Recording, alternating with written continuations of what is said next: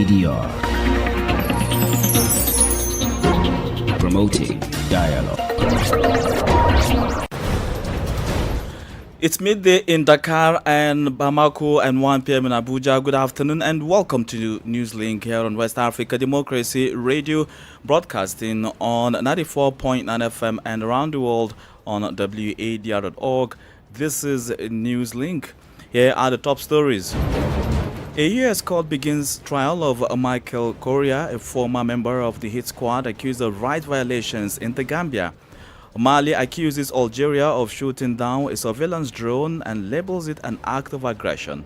Le gouvernement de la transition conclut avec certitude absolue que le drone... The transitional government concludes with absolute certainty that the drone belonging to the Malian armed and security forces was destroyed as a result of premeditated hostile acts by the Algerian regimes.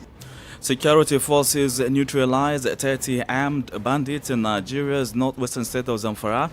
And the Electoral Commission in Togo begins revision of voter register ahead of municipal elections.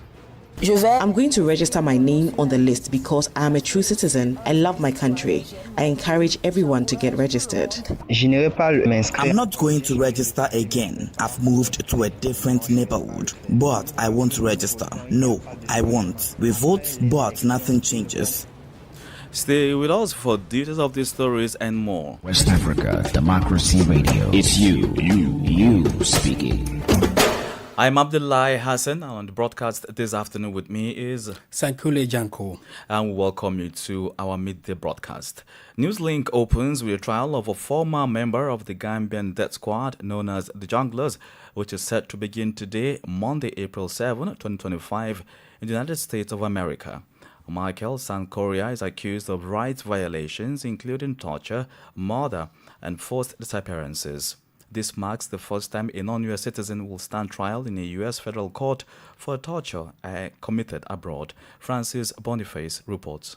Michael Correa is charged with 6 counts of torture and 1 count of conspiracy to commit torture. He was allegedly a member of the Junglers, a notorious death squad in the Gambia operating under former Gambian President Yahya Jammeh. The indictment alleges that following an attempted coup against Jammeh's regime in 2006, Correa and other Junglers tortured suspected participants in the coup, including by beating them, suffocating them with plastic bags, and subjecting them to electric shocks. The U.S. government filed the charges under the Extraterritorial Torture Act, a criminal law which allows it to prosecute individuals found within the United States for acts of torture committed abroad. The trial, according to human rights defenders, is a critical step towards securing truth and justice for victims of Jammeh's dictatorship, which was characterized by human rights violations, including enforced disappearances, torture, extrajudicial killings, and sexual abuses, among others. The trial, initially scheduled for September 2024, will take place from April 7 to 18, 2025 in Denver. Francis Boniface with that report will bring you updates as the proceedings continue. And now, in the Sahel region, there seemed to be an escalating tension arising between Mali and Algeria over allegations by authorities in Bamako that its neighbor shot down a surveillance drone. Mali argued that the said drone was operating in its airspace when the Algerian defense pulled it down. In an official statement, authorities in Bamako strongly condemned the incident, describing it as an act of aggression. Daoud Ali Mohamedin is Mali's Minister of Security and Civil Protection.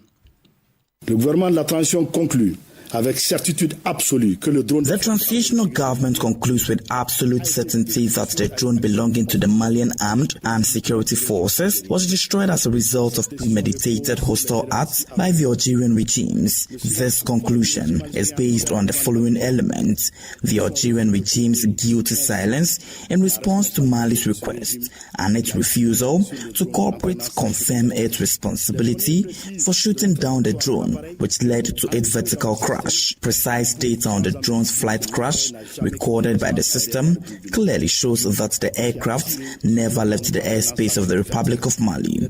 In light of the seriousness of this unprecedented act of aggression in the history of relations between Mali and Algeria, the transitional government strongly condemns the hostile, unfriendly, and condescending action by the Algerian authorities. This act, if further proof were needed, demonstrates that the Algerian regime is a sponsor of the international terrorism.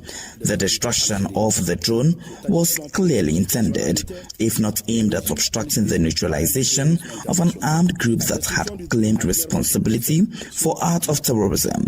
In response to this latest provocation by the Algerian regime, the transitional government had decided to summon the Algerian ambassador to protest the regime's hostility, to immediately withdraw from a joint chief of staff committee, CIMOC, and to file a formal complaint with international bodies against Algeria regime for acts of aggression. Devant des instances internationales contre le régime algérien pour actes d'agression. Daoud Ali Mohammedine, Mali's Minister of Security and Civil Protection. More on security, but away from the Sahel, security operatives in Zamfara state located in northwest Nigeria have reportedly neutralized at least 30 armed bandits during a coordinated ambush operation. The assailants, said to be loyal to a well-known gang leader identified as Narani, were intercepted while allegedly preparing to launch yet another assault in the conflict-prone Maru local government area of the state. As WA Usman Omar reports, the incident underscores the persistent challenges of insecurity in the region.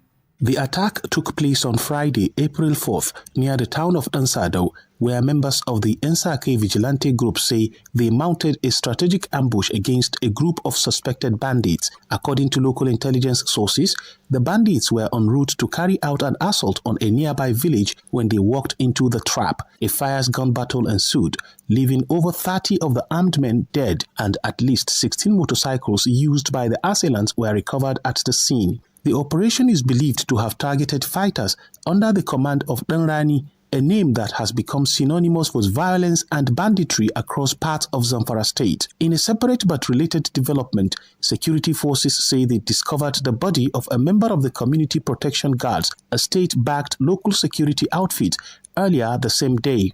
The deceased, identified as Ashiru Dawa, had been abducted by suspected bandits and was found dead in a bush near Gidankano, also in Maru local government area. His remains were recovered and taken to a hospital for an autopsy before being handed over to his family for burial in line with Islamic tradition. Zamfara remains one of the epicenters of Nigeria's rural security crisis, where both state forces and community-based groups are locked in a struggle against well-armed criminal networks terrorizing remote areas.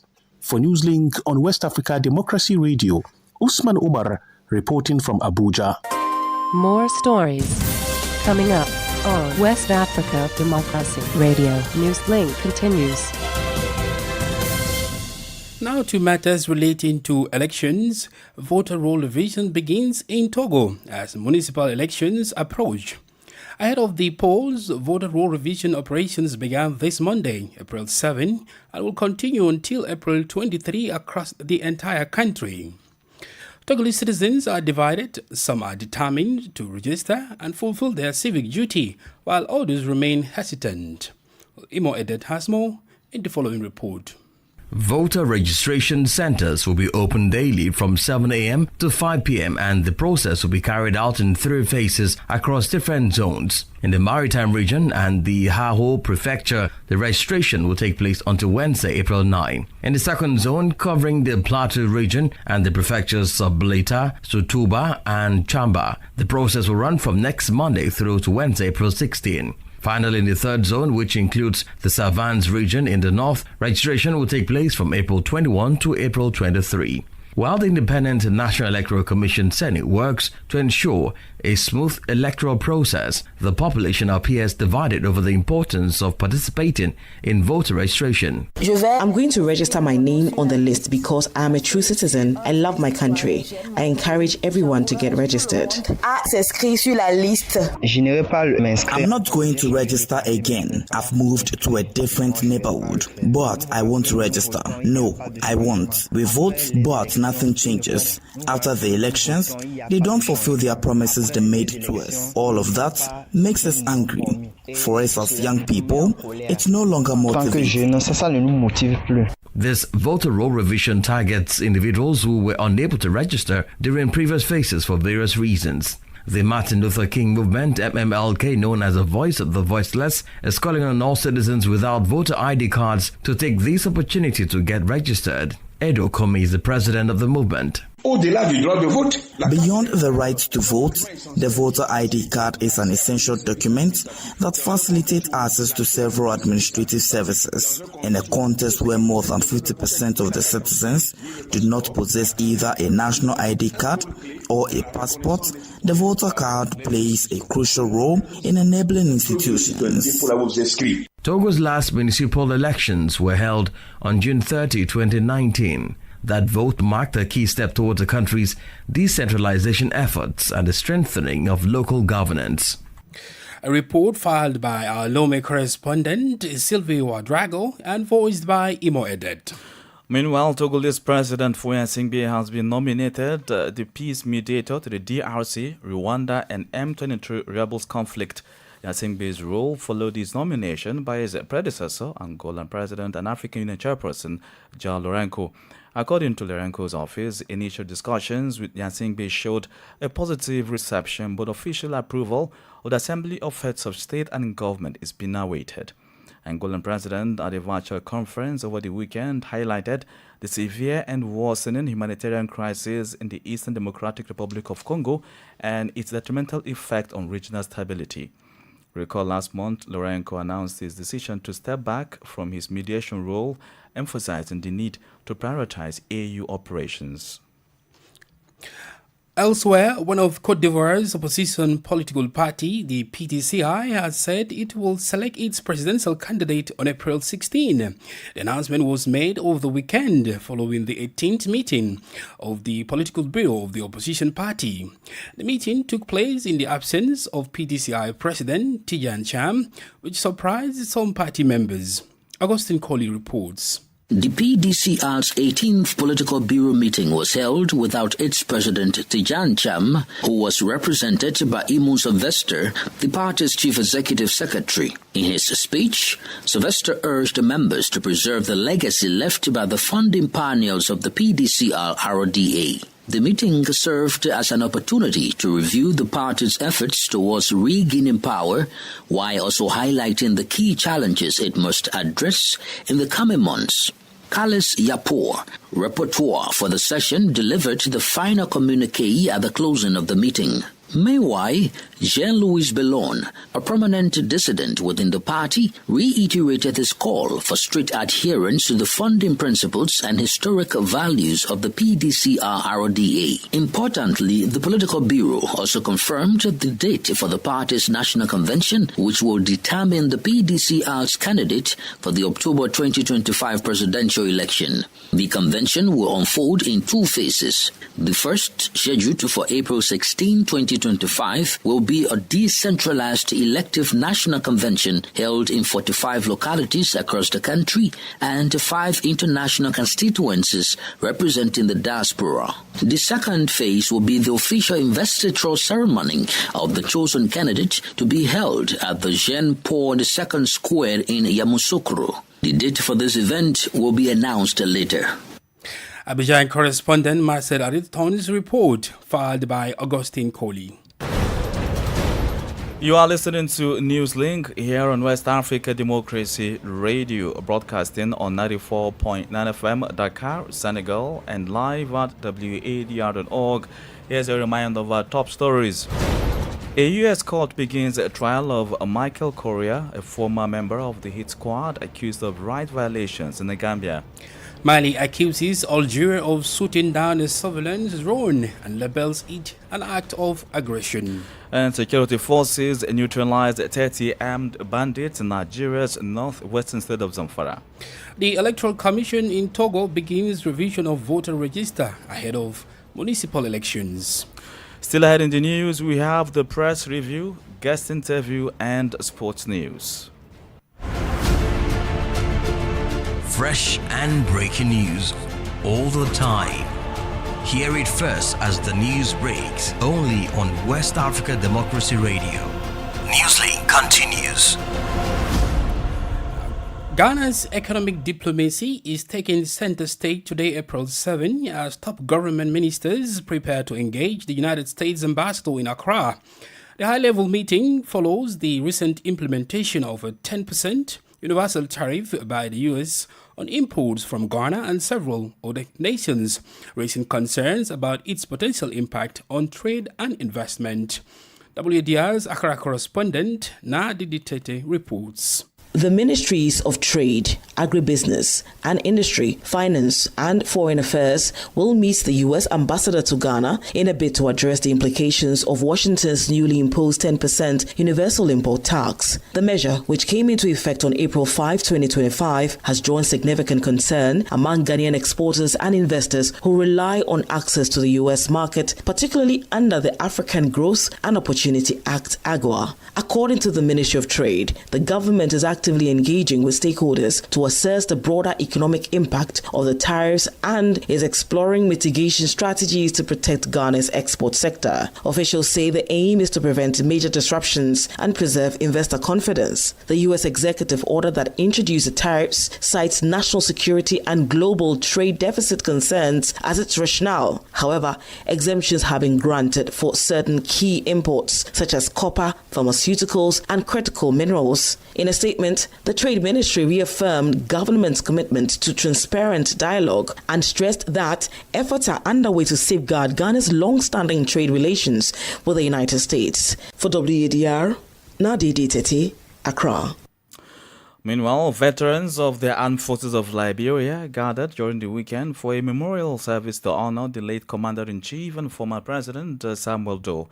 The service, attended by family members, friends and well-wishers, served as a heartfelt tribute to a leader whose legacy continues to resonate deeply within the nation. Samuel Doe rose to power through a military coup in 1980, becoming the country's first indigenous president. WADR's Monrovia correspondent Abraham Parker tells us more. Liberia has held a symbolic memorial in honor of former President and Commander-in-Chief Samuel Doe, decades after his brutal assassination plunged the nation into civil war. Doe's presidency in the 1980s marked a turning point for Liberia's indigenous population, but his rule was also overshadowed by allegations of human rights abuses and corruption. In 1990, he was captured and killed by rebel forces, a moment caught on camera that left the nation reeling. Despite beliefs that he was buried, the absence of a known grave has led armed forces of Liberia veterans to honor his memory with a symbolic coffin. Captain William Anderson, head of the AFL Veterans, said the memorial was to recognize those contributions to the country. On behalf of the veterans of the Armed Forces of Liberia, in recognition of the sacrificial duty and national services performed by our late Commander-in-Chief, presently displayed by our blood and sweat in honor of the Father. Also present was Yatado Ado, the late president's daughter, who returned to Liberia after 35 years abroad.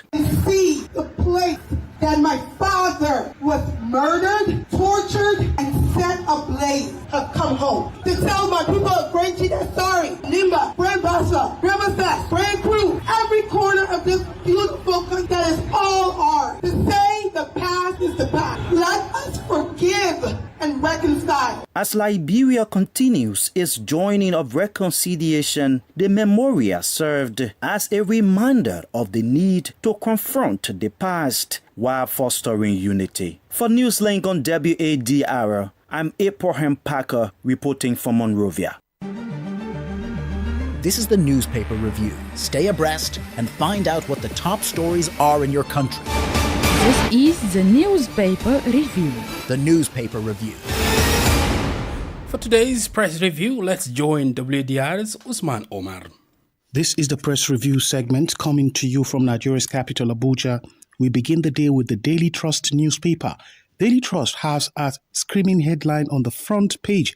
Take It Back movement insists on protest with riders, demands reversal of Rivers emergency rule, alleges rights abuse, misuse of Cyber Act. And last rider here says, police urge caution. Of course, the Take It Back movement is a coalition of civil society groups and individuals who have planned to stage a protest against the federal government's policies, including the emergency rule in Rivers State. Of course, there are a raft of other stories below the masthead of the Daily Trust newspaper. Lakurawa kills 13 vigilantes in Kebbi. U.S. tariff imposition may disrupt Nigeria's non-oil exports. This is coming from the federal government. And World Health Day, Nigeria's high maternal child mortality rates spark calls for action. And the Matrix is leading with this story from Plateau State also. Plateau killings. Enough is enough. Tinubu talks tough with a couple of riders here. Urges unity, calls for stop to protracted violence in the state. Black Sunday in Kebbi as fresh attack leaves 13 vigilantes dead. And quickly, we move to the Leadership newspaper, which is our next paper for consideration, that is leading with this story. World Health Day. Experts demand urgent reforms in health sector. And there is an infographic here that contains some statistics that are damning as far as the health sector in Nigeria is concerned. We leave that to go to the Blueprint newspaper, and the Blueprint is leading with this story. Plateau killings. ACF urges state of security emergency in vulnerable communities is what Blueprint is also leading with. Of course, there are a couple of other stories. Troops kill 3 bandits, destroy over 70 camps in Taraba. And finally, from the front page of the Blueprint newspaper, Onuachu Joe Aribo relegated with Southampton. This is the sports news on the front page of the Blueprint before we take our final paper, which is the Vanguard. And the Vanguard today is leading with this story. Cybercrime Act emergency rule protest, anxiety as police organizers differ. Of course, you have pictures of some individuals, including the IG of police, Omowele Sowore, the publisher of Sahara Reporters. Of course, they are the ones behind the Take It Back movement, which is planning a protest against some of the recent decisions of the federal government. And it's on this note that we'll draw the curtains on today's edition of Press Review as I hand you back to the studios. Thank you very much, Usman Omar, there with the Press Review. Politics, analysis on major news, social matters, and all. This is A Guest. Joining us on the guest segment is Ibrahim Aidara, a regional policy and governance expert. Aidara provides an analysis on President Foya Singbe's mediation role in the DRC, Rwanda, and M23 rebels conflict. The Togolese head of state has been touted as a peace negotiator in conflict situations in countries across the continent. But in the minds of many, questions are being asked. For example, what are the chances that he succeed in this particular instance where several influential political figures and countries have failed? Here's our guest. The potential appointment of President Faure in this complex talk likely stemmed from a combination of his diplomatic experience, I believe, regional influence, and relatively neutral stance in the ongoing conflict. I believe President Faure has been involved in various regional diplomatic efforts and has good relationship with both Rwanda and DRC, which is, in my view, crucial for facilitating the dialogue. And also, I think his tenure and ability to engage in complex negotiation in West Africa also contributed to this selection. Talking about a good relationship with both Rwanda and DRC, sir, in that case, what are the chances that Gnassingbé will achieve this mandate when countries' influential regional leaders have tried and failed? How well positioned do you think he is to address the DRC-Rwanda conflict? Yes, I think chances of success, to me, certainly challenging, especially about what you talked, when key leaders have failed in this space. But to me, the underlying issues ranging from ethnic tension to resource competition and security concern are deeply entrenched. And previous mediation efforts have often stumbled due to a lack of trust between the party. And I think for a relative neutrality could be an advantage in this context. Its ability to approach the issue with fresh perspective, coupled with the support of the African Union, which appointed him, also will allow him eventually to create a more conducive environment. While the success, to me, isn't guaranteed in advance, but his diplomatic approach could help to break the impasse, particularly if the regional players and international stakeholders also play an active supporting role. In that case, what challenges do you foresee him, that is for Nyasimbe's role as a mediator, especially when others have trial and looking also at the long-standing tension between the two countries? I think the primary challenges he will face as a mediator stem from the long-standing mistrust between DRC and Rwanda and the regional power dynamic and the involvement of various non-state actors, including rebel group. I remember previous mediators have struggled because of this deep-rooted tension, and President Ford will have to navigate this complexity carefully if he has to succeed. And additionally, the involvement of external powers with their own interests, such as big countries like France, the US, the UN, can complicate the mediation process. To my view. Another significant challenge is also ensuring that all stakeholders, including the population in both countries, feel represented and that the grievances are addressed. Ibrahim Aidara, a regional policy and governance expert. Well, in the world of sports, you need not to worry because our regular sport anchor, Sankule Janko, is there. And of course, I know you have updates on the Africa under 17 tournament, right?